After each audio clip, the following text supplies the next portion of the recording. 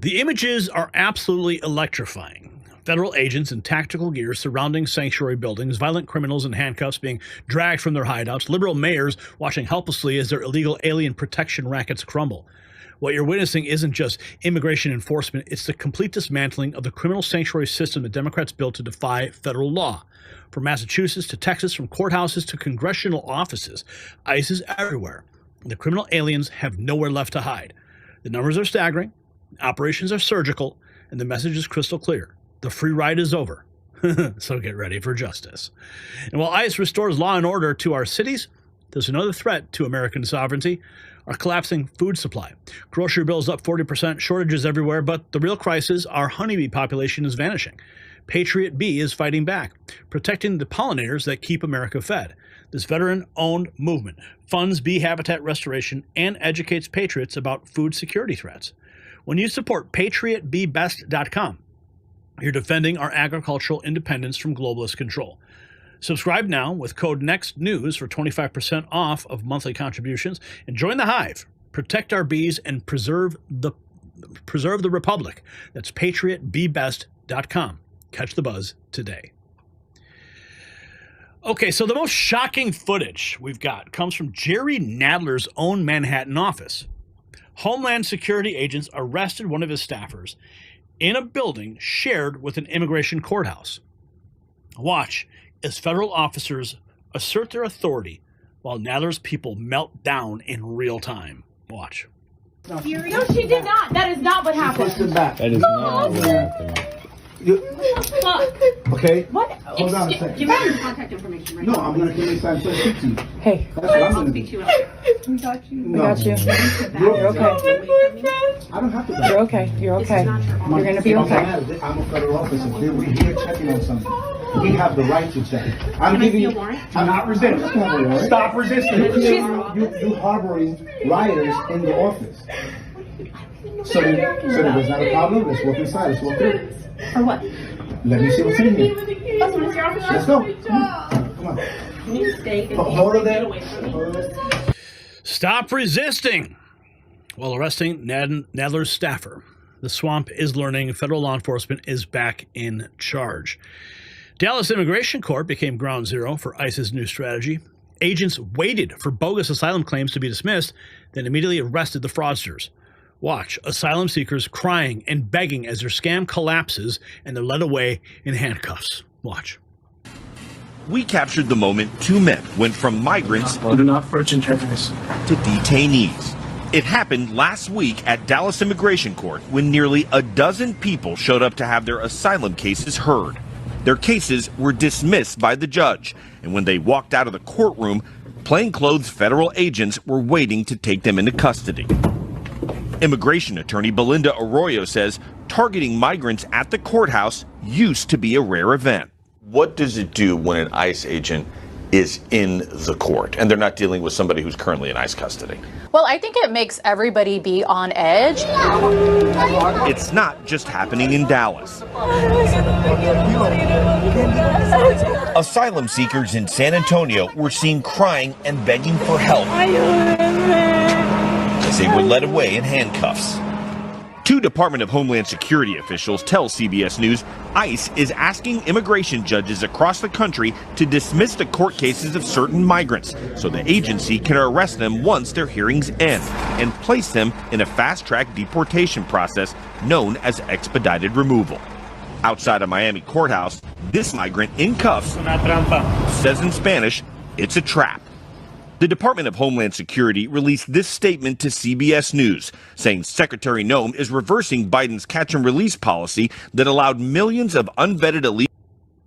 It's a trap. That's what one migrant warns in Spanish. You're damn right it's a trap for criminals gaming the system. Massachusetts just witnessed the largest ICE operation in history. Operation Patriot netted 1,461 arrests in a single month. Of those, 790 had criminal convictions or charges. Watch the stunning report on how ICE dominated despite zero cooperation from sanctuary officials. Watch. In the meantime, in Massachusetts, you had, I think, the largest ever raid, or at least netting of arrests of 1,461 people. That's the largest so far. And those that were arrested, 790 of them had criminal convictions, and 277 had what we were just talking about, final orders of removal or deportation. Tell us more. No, and Dana, it was a great operation, and the fact that it was over the course of a month really shows the commitment of the men and women of ICE here in Massachusetts and all over New England. And we took a whole-of-government approach. We used all of our partners to include diplomatic security, the U.S. Marshals Service, ATF, FBI, DEA, to really locate and arrest these criminal aliens. One highlight for this operation is the fact that it was successful because we worked with our joint partners in a sanctuary state like Massachusetts, where it's extremely difficult. Where we had Operation Tidal Wave last month in Florida, there was a week-long operation working with our state partners. That's a state that cooperates with us. Here in Massachusetts, we don't have any cooperations from the local departments or from the state, which makes it extremely difficult for ICE to get out there and find these bad guys. The fourth largest economy in the world if Massachusetts was a country, and ICE just cleaned house without any local help. National Border Patrol Council VP Art Del Cueto, I think I'm saying his name correctly, celebrates the massive operation that should serve as an eye-opener to sanctuary states. Watch as he explains why communities harboring criminals need to look in the mirror and ask if they really want rapists and murderers as neighbors. Watch. You and I were down at the Arizona border in late 2023, watching thousands of people come across the border in Lukeville every single day. You worked the front lines. You watched all these people come in. Now, change in administration, we're watching ICE try to get these folks out. Your reaction to this huge operation in Massachusetts? I think it's fantastic that we have an administration that's taking it serious and actually going after the interior enforcement and individuals that have been here for quite some time. But you know what, Bill? This should serve as an eye-opener to the people out there. This is a place where they've said they're okay with the individuals in their state. It's become a sanctuary, haven for a lot of these criminals. This should be an eye-opener and for them to look at themselves in the mirror and say, do we really want these individuals with serious criminal backgrounds living in our communities? Sanctuary havens for criminals just discovered there's a new sheriff in town. He's not playing games. The same operation made headlines across multiple networks, over 1,400 illegals arrested, with the majority having serious criminal backgrounds. Watch how this month-long operation proves ICE can overcome any sanctuary city's resistance. Watch. In the meantime, in Massachusetts, you had, I think, the largest ever raid, or at least netting of arrests of 1,461 people. That's the largest so far. And those that were arrested, 790 of them had criminal convictions, and 277 had what we were just talking about, final orders of removal or deportation. Tell us more. No, and Dana, it was a great operation, and the fact that it was over the course of a month really shows the commitment of the men and women of ICE here in Massachusetts and all over New England.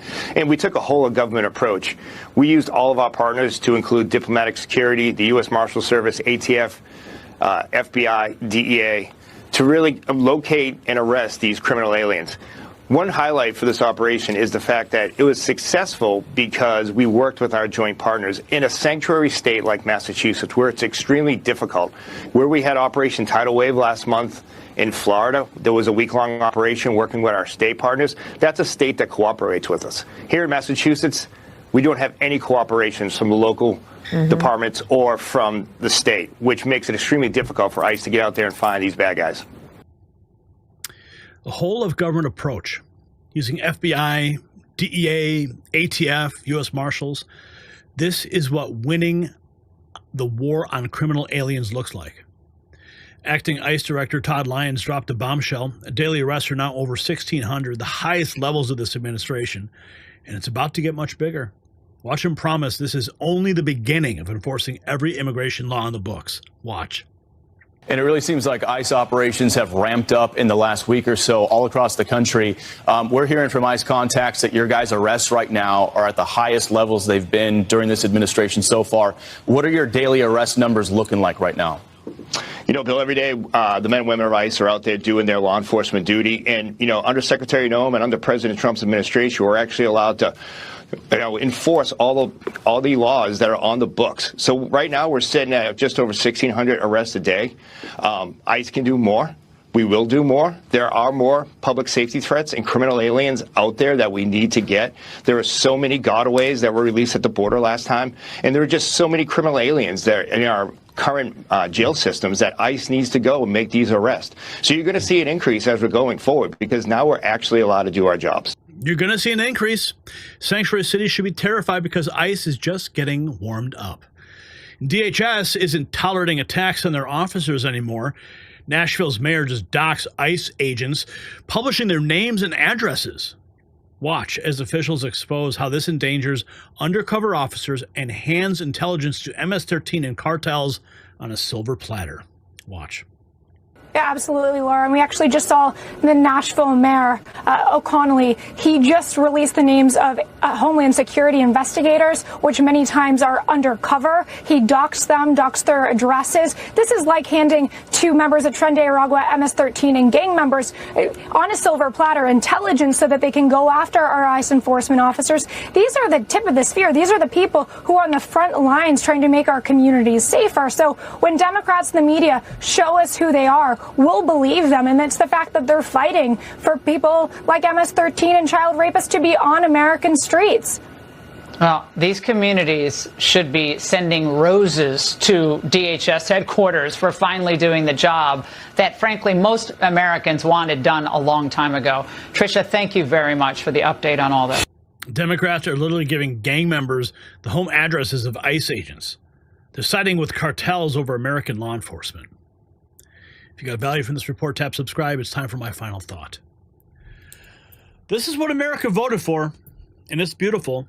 Every arrest, every raid, every crying criminal in handcuffs represents promises kept. Democrats built a criminal protection network disguised as compassion. They called it sanctuary. You know what we call it?